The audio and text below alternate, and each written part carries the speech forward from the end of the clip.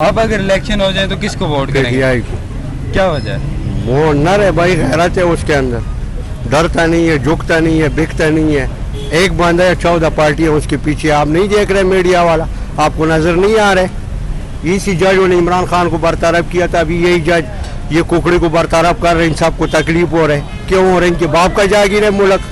क्या ये अवाम की ये भेड़ बकरी है जो वोट इस्तेमाल हो रहे हैं, इन पे खर्चे हो रहे हैं, फिर अपने मर्जी से फैसला होते हैं? क्या इसकी इनके बाप का है ये मुल्क? अच्छा मुझे बताइएगा कि जो इमरान खान साहब ने 3.5 साल इस मुल्क पे हुकूमत की है जी, उस दौरान का आप कोई एक मेगा प्रोजेक्ट मुझे बताएं।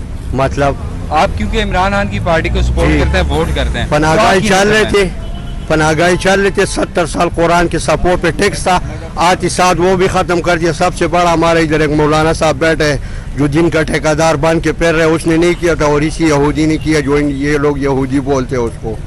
हेल्थ कार्ड चल रहा था, हर पाकिस्तानी की जेब में 10-10 लाख रुपए का कार्ड पड़ा था। गरीब और अमीर सारे कलसूम इंटरनेशनल जा सकते थे।